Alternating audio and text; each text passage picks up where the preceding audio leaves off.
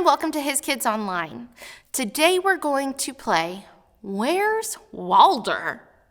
So I'm going to show you a picture of Walder, and I want to see how quickly, or if you can at all, pick him out of the crowd. So here's his picture.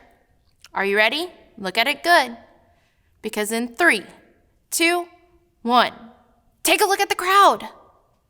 Can you find Walder? How about over there? How about over there?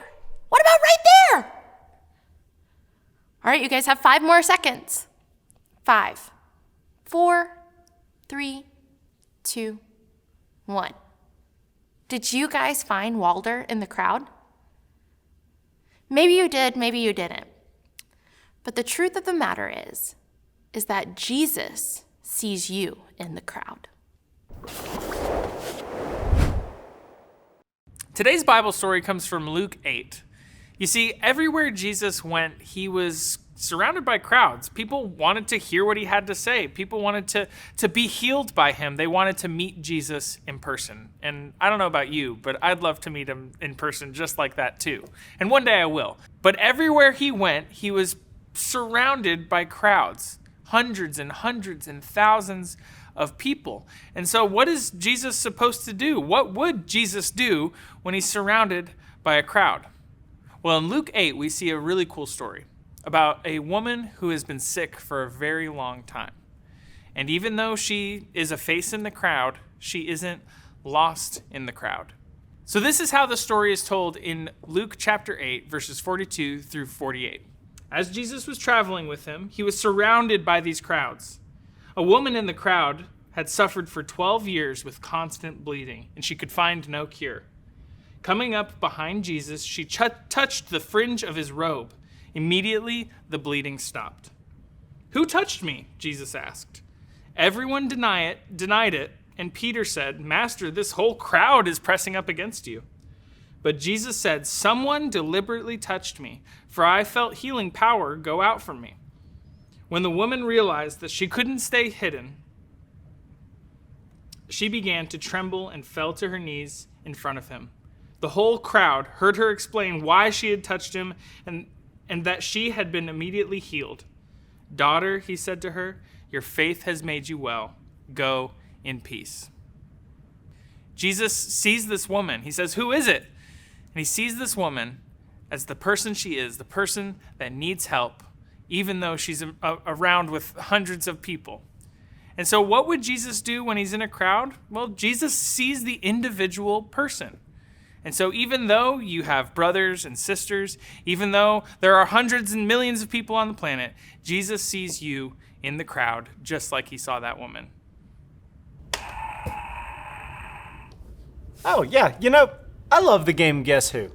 Guess Who's a really fun game to play, with another person.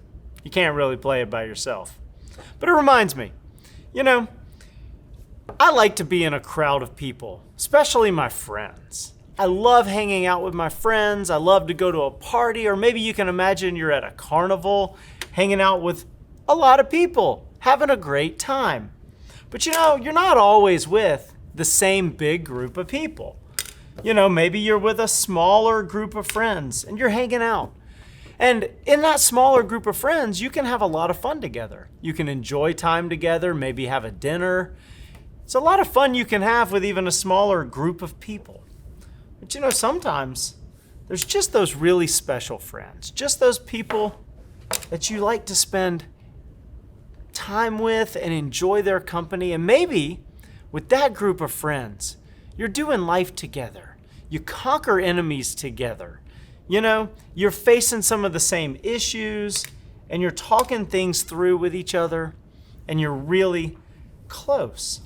And then sometimes you have even maybe that closer group of friends, and these are the people that you really spend your time talking about Jesus with. You talk about your faith and talk about your families, and you really grow together. And then maybe you have those best friends. You have that one person that you can confide in and trust with anything. I've got a friend named Joshua, and he and I spend a lot of time together. We run together, we hang out together, And we have a lot of fun, but we're also talking together about serious things. We're doing life together, exploring our relationship with God and trying to understand how we can be better people. But even sometimes Joshua's not around, and it's just me. And it's during those times that I feel alone, by myself. You know, if my friends aren't texting or calling, it's really easy to feel isolated. Like maybe, do they think of me when they're not around me? And then I think back to a very important verse in the Bible. Jesus kind of reminds me of something that his Father says. He says, "This is my command. Be strong and courageous. Do not be afraid or discouraged, for the Lord your God is with you wherever you go." You're not alone. And whether you're in a crowd, or whether you're struggling with something, or whether you're hanging out with your friends, or all by yourself, you can know that Jesus sees you. He sees you, and he knows you. When you need God, whether you're in a crowd, or on the outside, or facing an enemy, or all alone, or with your friends, he sees you. Jesus sees you.